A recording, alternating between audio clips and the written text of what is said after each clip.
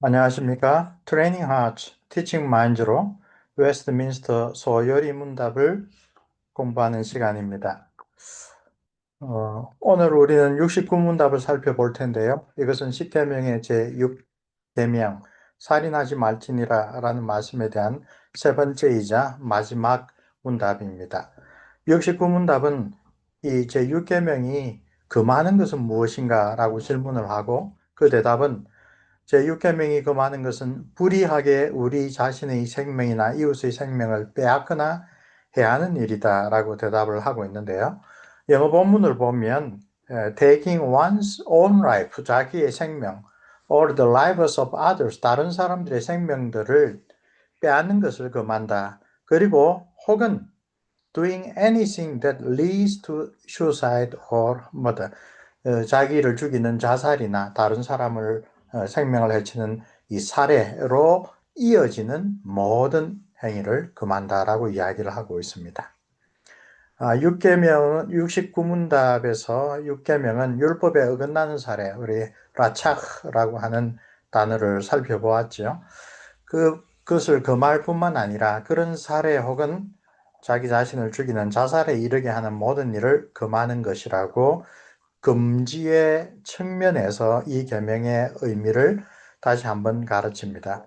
십계명은 여러 번 우리가 다시 되새기지만 구체적인 법령에 그치는 것이 아니라 그 규정의 뿌리를 언약 백성에게 가르치는 심오한 윤리적인 원리로 이해되어야 합니다.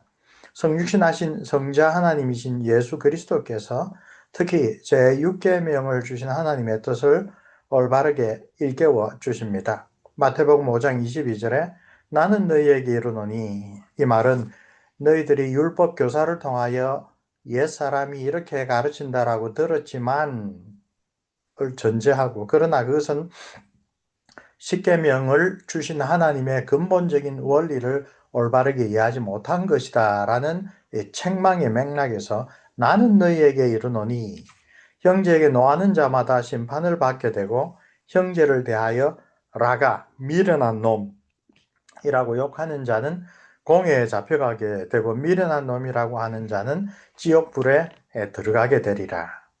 이런 말씀으로 육계명이 단순히 다른 사람의 생명을 부당하게 해치는 것, 그 행위만을 규정하는, 오늘날로 말하자면 죄형 법정주의에 따라 특정한 행동에 대한 처벌의 규정으로서만 이해되는 것이 아니다라는 것을 일깨워 주셨죠. 산상보훈의 이 말씀은 새로운 계명이 아니라 옛 언약에서 이미 선포되었던 참된 원리를 분명하게 그 선포자이신 성자 하나님께서 성육신하셔서 다시 한번 재천명한 것입니다. 구약의 그러한 이 선포는 레위기 19장에서 잘 나타납니다. 사람을 비방하거나 사람을 해쳐서 이익을 얻으려 하거나 형제를 미워하거나 동포를 원망하지 말고 오히려 그들의 잘못을 견책하여 그들이 바르게 돌아오도록 하고, 또 더 나아가 그들을 위하여 그들을 자신의 몸과 같이 사랑하는 것, 그것이 하나님의 뜻이다라고 가르쳐 줍니다. 제6계명이 금하는 것은 문자적으로 명시된 바 살해뿐 아니라 그 악한 행위의 원인이 되는 정오와 미움, 그것을 풀지 않는 태도를 이야기를 합니다. 하나님의 백성들도 주변의 악한 자들의 번영이나 혹은 자신을 정오하거나 부당하게 해를 끼치는 사람에 대하여 미움과 불평하는 마음을 가지게 됩니다. 그러나 구약의 언약 백성들에게 성경은 명백하게 가르칩니다. 공의로우신 하나님에게 그 시시비비를 가리는 일을 맡기고 그 백성들 자신은, 우리 자신은 미움과 정오에 사로잡혀서는 안 된다라고 가르칩니다. 특별히 시편 37편은 여호와 앞에 잠잠하고 참고 기다리라. 자기 길이 형통하며 악한 꾀를 이루는 자 때문에 불평하지 말지니라. 분을 그치고 노를 버리며 불평하지 말라. 오히려 악을 만들 뿐이라. 진실로 악을 행하는 자들은 끊어질 것이나 여호와를 소망하는 자들은 땅을 차지할 것이다. 그래서 악한 자가 악한 꾀로 악한 방식으로 이 세상에서 형통하는 것을 보고 분노하는 마음, 노하는 마음, 그런 것 때문에 오히려 그 자신도 악에 빠져들지 않도록 엄격하게 가르치고, 무엇보다도 살아계신 하나님께서 어미로우신 재판장으로 모든 것을 심판하신다는 그 사실을 의지하라, 굳게 신뢰하라고 권면합니다. 제6계명의 금하는 바와 관련하여 외적인 살해의 행위를 충동질하는 그 원인을 마음속에 키우지 말라라는 분명한 훈계의 말씀이 여기 있습니다. 그리고 하나님이 선악간의 심판관이 되신다는 그 진리의 계시, 그를 통하여 하나님께 신뢰하라라는 것을 일깨워주는 교훈이 여기 있습니다. 이것이 올바른 신앙인의 태도이며 이 세상과 구별되는 삶의 교훈입니다. 오늘 트레이닝 하트 티칭 마인드의 화요일 내용을 보면 이 세상 사람들은 보통 자기가 가지고 있는 분노와 원망과 시비를 어떻게 푸는가를 쭉 설명합니다. 오늘은 그것이 정신건강에 좋다 하고 자기 주장을 하게 하고 분노를 표출하게 되고 하라고 부축입니다. 그러나 성경은 그와 정반대로 가르친다고 하죠. 대표적으로 우리가 악한 행동을 실천하기 전에 그런 악한 행동의 실천으로 이끄는 마음속의 문제를 어떻게 다루어야 될지 종교학자 루트가 유명한 말을 합니다. 새가 내 머리 위로 지나가는 것을 우리는 막을 수가 없습니다. 그러나 내 머리 위에 그 새가 둥지를 트는 것은 막을 수 있습니다. 그렇죠?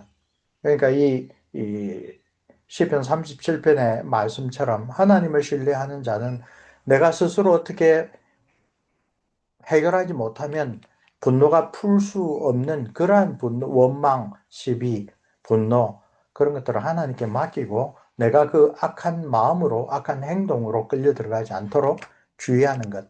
그것이 성경이 가르치는 올바른 삶의 방식이다라고 이야기를 합니다. 자, 제6계명을 온전히 지키는 것은 남을 해치는 대신 사랑하는 것이며 그것을 가장 잘 보여주는 사례가 선한 사마리아인의 비유라는 것을 우리는 이 앞에 문답에서 제6계명이 우리에게 하라고 권하는 것은 무엇입니까와 관련하여서 잘 묵상하였습니다. 바로 이런 관점에서 이제 6계명이 금하는 바가 단순히 살해의 행위로서 다른 사람의 생명을 해치는 것에 국한되는 것이 아니라 그의 생명에 해가 되는 모든 악하고 혹은 사랑이 없는 행위까지 금한다라는 사실을 우리가 이 문답을 통하여 배울 수 있습니다. 그러므로 살해의 행위에 이르는 미움이나 증오 그리고 다른 사람을 정서적으로 해치는 무자비한 말도 역시 제6계명이 금하는 바에 포함됩니다. 잠언 12장 18절 칼로 찌름같이 함부로 말하는 자가 있거니와 지혜로운 자의 혀는 양약과 같으니라. 이 짧은 지혜의 겉면은 제6계명을 주신 주님의 의도를 잘 드러내고 있죠. 하나님의 언약 백성은 우리의 입술의 말을 통해서도 다른 사람의 생명을 해치는 대신 오히려 그 생명을 북돋워 주어야 합니다.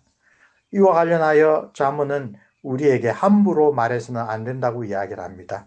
나는 그런 뜻이 없었다고 하더라도 함부로 말하는 것은 부지불식간에 다른 사람에게 마치 칼로 찌르는 것 같은 행위가 될 수 있기 때문이고 그러한 악한 결과를 내어놓을 수 있기 때문입니다. 그리스도인의 언행은 소금을 고르게 치는 것처럼 절제된 것으로 그 은행을 통하여 영혼을 치유하고 살리는 것이 되는 것. 이게 제6계명이 궁극적으로 언약 백성에게 가르치는 바입니다. 생명을 해치는 대신 오히려 생명을 보존하고 북돋워주는 일. 그것이 제6계명의 참된 의미라는 점을 이해한다면 이 계명이 금하는 바에는 이웃의 궁핍이나 공경에 무관심한 것도 포함된다. 그런 것도 6계명을 통하여 하나님께서 하지 말라, 무관심하지 말아라, 무자비하지 말아라. 그렇게 우리가 이해할 수 있습니다. 자신에게 닥친 불행의 원인을 이해할 수 없어서 고뇌하던 욥은 혹시 자신이 이런 무관심한 태도로 다른 사람을 대하였던 것이 자기의 불행의 원인이 아닌가 자문합니다. 욥기 31장 16절로 17절 보면 내가 언제 가난한 자의 소원을 막았거나 과부의 눈으로 하여금 실망하게 하였던가 나만 혼자 내 떡덩이를 먹고 고아에게 그 조각을 먹이지 아니하였던가 계속하여 31장의 18절부터는 의복이 없거나 덮을 이불이 없는 가난한 자 고아에 대하여 하나님의 가르침에 따라 선을 행하고 자선하고 도와주는 그런 일을 자기가 하지 않았는가를 성찰합니다. 욥의 이런 성찰은 제6계명을 주신 하나님의 뜻이 무엇인지, 그 뜻대로 살아가는 경건한 삶이란 무엇인지를 우리에게 엿보게 해 줍니다. 그리고 욥의 이 교훈은 재림 때에 하나님의 공의로운 판결에 관한 예수 그리스도의 가르침에서 다시 한번 확정됩니다. 마태복음 25장에서 양과 염소를 구별하실 바로 그때에 하나님께 축복을 받은 양으로 분류된 오른쪽의 사람들은 다름이 아니라 그 형제들이 공경에 처해 있을 때 자비를 베풀었던 사람들이라고 주님께서 친히 설명해 주십니다. 제6계명이 금하는 바의 구체적인 사례들이 정오나 미움을 버리지 않고 마음속에 품고 있는 것, 다른 사람을 해칠 수 있는 이 경우 없는, 이 생각 없는 말이라면, 반대로 이런 것들과 관련하여 적극적으로 권유하는 바는 용서라고 할 수 있습니다. 또 가난하고 궁핍한 이웃에게 무정하거나 무관심한 태도를 이 계명이 금한다면, 그 반대로 이 계명이 권유하는 바는 친절하고 연민하는 마음, 우리가 가진 것으로 이웃의 필요를 채우는 행위일 것입니다. 예수님의 말씀대로 이런 일들을 우리의 친구들, 곧 우리를 사랑하는 사람들에 대하여 실천하는 것은 그다지 어려운 일은 아닙니다. 그러나 우리의 원수들, 곧 우리를 싫어할 뿐 아니라 우리에게 해를 끼친 사람들에 대하여 용서와 친절과 연민과 나눔을 베푸는 것은 결코 쉬운 일은 아닙니다. 그럴 때마다 우리가 다시 한번 십계명을 따라 의로운 삶을 실천하는 것이 우리 자신의 생각과 능력에 의지하여 온전히 우리 스스로 이룰 수 있는 바가 아니다라는 영적인 진리를 깨닫게 됩니다. 주님은 하나님의 자녀로서 살아가는 것은 원수까지도 사랑하라는 이 계명을 실천하는 삶이라고 가르쳐 주셨는데, 그렇기 때문에 그리스도인이 십계명, 특별히 육계명을 올바르게 지키는 삶도 오직 말씀과 성령으로 역사하시는 주님의 은혜에 근거하여 그렇게 할 수 있다는 것을 다시 한번 깨닫습니다. 자, 제가 쓴 교리문답으로 배우는 장로교신항에는 제 6계명 살인하지 말지니라라는 계명이 금하는 바와 관련하여 오늘날 유효한 몇 가지 예를 소개하고 있습니다. 안락사가 있습니다. 유타나시아는 좋은 죽음이라고 번역할 수 있습니다. 일반적으로 이런 종류의 죽음에는 두 가지가 있습니다. 본인의 동의에 의한 안락사가 있고 본인의 동의가 없는 안락사가 있습니다. 그런데 이 두 가지 모두에 대하여 그리스도인은 제6계명의 근본 정신에 따라 분명한 입장을 가져야 할 필요가 있습니다. 본인의 동의가 없는 안락사의 경우 한 인격체로서 스스로 삶을 지탱하기 어려울 것으로 판단되는 그런 형편의 사람들에 대하여 그 관계된 사람, 다른 사람들의 결정, 즉 의사라거나 그 가족들의 결정을 통하여 생명을 거두는 것이 합당할까요? 혹은 본인의 동의에 따라 스스로의 목숨을 결정한 경우 이 역시 가장 핵심적인 내용으로서 과연 하나님께서 주신 자신의 목숨을 자기 스스로 던질 권한이 있는가 하는 질문이 성경적으로 신학적으로는 가장 근본적인 질문입니다. 왜냐하면 안락사 개념에 여러 가지 위험들이 내재하여 있기 때문입니다. 첫째로 안락사는 생명의 가치에 대한 다윈이즘, 진화론과 연결되어 있기 때문입니다. 세계 역사에서 그 반성경적인 사상이 나치의 잔인한 인종 말살 정책으로 연결되었다는 사실을 우리는 잘 알고 있습니다. 생명의 가치를 하나님의 말씀이라는 신적인 기준이 아니라 인간적인 기준으로 바꾸어 놓을 때 선한 의도로 시작한 일들이 참혹한 결과를 가져오는 것을 우리는 종종 목격합니다. 아마 안락사와 관련된 고민들을 이제 연로하신 부모님이나 본인 자신에 관련하여서 한두 번쯤 고민한 분들이 많을 겁니다. 문제는 그런 고민을 할 때에 판단의 기준이 하나님의 뜻인가 아니면 우리 자신의 생각과 형편인가, 이런 점을 우리가 제일 먼저 돌아볼 필요가 있습니다. 그리고 신학적인 논의에서 이미 많이 되어 있는데 어떤 것이 하나님의 말씀, 특별히 십계명을 통하여 가르쳐 주신 하나님의 뜻을 거스르지 않는 일인가, 또 구체적인 여러 가지 어려운 형편에 있을 때, 즉 안락사가 필요하다라고 느껴지는 그런 사례들에 있을 때 그 사례들을 어떻게 대하고 있는지, 이 기독교의 가르침과 역사는 무엇인지 살펴보는 것이 아주 필요합니다. 가장 핵심적인 것은 하나님께서 나의 삶의 주인이다라고 하는 그런 근본적인 원리를 잃지 않고 그 가운데서 하나님의 귀한 지혜를 탐구하는 것입니다. 둘째로 소위 전문가의 오진에 관련된 이해관계의 개입 문제입니다. 안락사는 우리가 개별적인 차원에서 생각할 때는 그다지 나쁘지 않을 것 같은데 타락한 인류의 집단적인 그런 행태와 현실을 보면 심각한 문제가 연결되고 초래될 수 있다는 것을 알게 됩니다. 이 두 가지는 별개로 혹은 서로 연락되어 안락사 문제와 싸웁니다. 즉, 이 개인적인 이유, 하나님의 삶의 주인 되심, 그 다음에 안락사를 결정할 때의 전문가, 즉 의사의 의견, 이 두 가지 문제입니다. 네덜란드는 2001년 4월 12일 안락사를 합법화하는 법령을 발표하였습니다. 이 법안은 안락사와 인간의 존엄에 관하여 대단히 신중하고 사려 깊은 사상을 담고 있습니다. 그러나 과연 안락사를 합법화하는 것이 사람의 부패한 본성에 문을 열어주는 것은 아닐까요? 병상에 오랜 기간 누워 치유의 희망이 없는 분들을 대하는 사람들에게 안락사의 합법화는 어떤 영향을 끼칠까요? 모든 법은 그것을 운용하는 사람들에게 크게 좌우됩니다. 그래서 이런 예민한 문제들에서 전문가의 판단을 아주 위험한 것으로 간주한 프란시스 셰퍼 박사의 지적을 돌아볼 필요가 있습니다. 셰퍼 박사는 의사들이 의학적으로 뿐만 아니라 도덕적, 윤리적으로 올바른 판단만을 내린다라고 우리가 무조건 신뢰할 수 없다. 의사들 역시 죄 있는 인간 사회에서 죄 있는 연약한 사람으로 활동하고 있다라는 것을 예리하게 지적합니다. 예를 들어 영국 의학저널의 연구 보고를 따르면 왕립신경병원에서 1992년에서 1995년 사이에 PVS, 사실상 이제 말하자면 뇌사 형태이죠.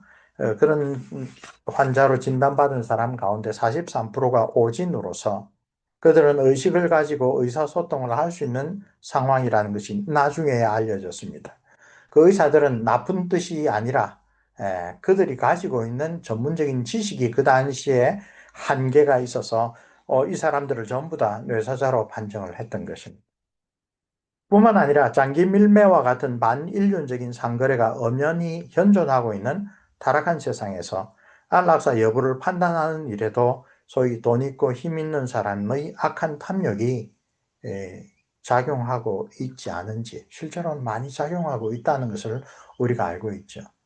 이러한 타락한 인간 사회의 현실을 고려하여 안락사라고 하는 것을 합법화하는 것이 결코 간단한 문제가 아니다라고 하는 것을 우리가 한번 돌아볼 필요가 있습니다. 또 한 가지는 자살입니다. 자살은 현대사회의 심각한 병리 현상입니다. 서구 사회를 기준으로 25세 이하의 사망 원인들 가운데 사고사와 암으로 인한 사망 다음 세 번째 사망 원인이 자살입니다. 교회는 정통적으로 자살을 제6계명을 어기는 것으로 간주하고 엄격하게 반대하는 입장을 취해왔습니다. 개혁주의 어리문답들은 모두 일관되게 자신의 생명에 대한 책임을 그 계명, 6계명에 포함시키고 있습니다. 자살에 대한 수많은 적극적인 기독교적 대처로서 이웃과 사회에 대한 배려가 중요합니다. 다오마 박사는 수많은 자살에 이르는 몸짓들은 고독의 심년에서 솟아오르는 도움을 구하는 외침의 다름이 아니다라고 올바르게 지적합니다. 우리가 앞에서 묵상하였듯이 공경에 빠진 이웃에게 무관심하거나 무정하는 것이 제6계명이 금하는 바입니다. 그리고 그것이 자살의 근본적인 원인이 됩니다. 그러므로 자살이라는 문제와 관련하여 우리가 제6계명을 잘 지키기 위해서 그런 병리 현상을 지옥 갈 나쁜 짓이라고 비난하기보다는 오히려 궁지에 빠진 이웃들을 적극적으로 돌보는 것이 올바른 태도입니다. 교회는 자살이라는 죄악을 엄격하게 경계해야 합니다. 인간의 생명은 그 자신의 소유가 아니라 하나님의 것이기 때문입니다. 그러나 그런 강조가 지나쳐서 자살하면 모두 지옥 간다는 성경적으로 크게 뒷받침되지 않는 주장만을 앞세우는 것은 옳지 않습니다. 이 문제는 예민한 논쟁을 불러일으킬 수 있으므로 주의 깊게 성경의 가르침을 살펴볼 필요가 있습니다. 성경에는 모두 6번의 자살 사례들을 기록하고 있습니다. 그 가운데 사사 삼손은 오늘날 마치 자살 특공대와 같이 죽었습니다. 그러나 히브리서는 그를 신앙의 영웅으로 기록하고 있습니다. 그러므로 우리는 자살은 곧 지옥행이라는 주장에 중요한 예외가 있다는 사실을 알 수 있습니다. 그 외에 사울왕, 압살롬의 참모인 아히도벨, 북이스라엘의 시므리 왕, 그리고 가룟 유다의 사례들이 있습니다. 이 가운데 가룟 유다의 자살은 그가 버림받은 자라는 사실과 직접적으로 연관되어 있습니다. 또 한 가지 vicarious murder, 대행살인이라고 하는 개념이 있습니다. 이 개념은 다른 사람들이 저지르는 살인 범죄의 행위를 지켜보며 즐기고 빠져드는 현상을 말합니다. 이것은 살인, 암살, 전쟁의 공포를 느끼는 우리의 양심을 마비시키고 살인에 대한 사랑을 우리의 마음에 각인시킵니다. 18세의 미국 청소년은 평균 4만 건의 살인 장면을 각종 매체를 통하여 지켜보았다는 통계가 있습니다. 다양한 대중매체를 통하여 우리와 자녀들에게도 압도적으로 밀려오는 이런 대행살인들이 얼마나 위험한 영향을 주는지 우리는 영화가 아니라 현실에서 일어나는 각종 총기 사고들과 끔찍한 범죄들을 통하여 생생하게 볼 수 있습니다. 자, 이런 대중매체에 우리가 물들어 있으면 이웃의 공경에 대하여, 심지어 악한 사람의 생명에 대하여 무자비하거나 무관심하고, 나아가서는 그런 자들은 죽는 것이 옳다라고 하나님의 자리에서 자기가 판단하는 그러한 잘못된 마음가짐으로 빠질 위험이 있습니다. 자, 마지막으로 6계명 묵상을 마무리하면서 이 6계명을 통하여 배운 교훈을 마음에 새기며 기도할 제목을 제시합니다. 첫째, 나의 죄를 회개하고 오직 예수 그리스도를 바라봅니다.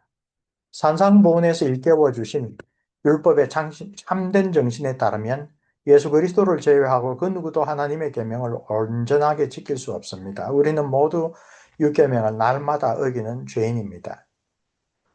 10계명은 우리의 영혼에 참된 실상을 비추어 주는 거울입니다.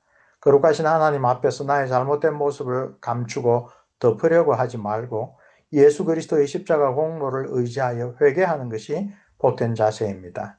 예수님 말과 생각과 행동으로 제 6계명을 날마다 어기는 나의 죄를 뉘우칩니다. 나를 긍휼히 여겨 주시옵소서. 두 번째로 6계명의 교훈에 따라 나도 선한 사마리아인의 삶을 통하여 그 계명의 교훈을, 그 계명을 주신 주님의 뜻을 실천하며 살게 해 주옵소서. 하나님의 크신 사랑을 마음으로 새기며 주님의 말씀을 순종하고 실천하게 하소서. 주님의 사랑이 필요한 이웃들에게 내가 주의 천사처럼 쓰임받게 하소서. 이 기도를 함께 나누면서 우리 제6계명을 통하여 주신 주님의 뜻이 무엇인지를 다시 한번 새기는 그런 복된 주일이 되기를 축원합니다. 수고들 하셨습니다.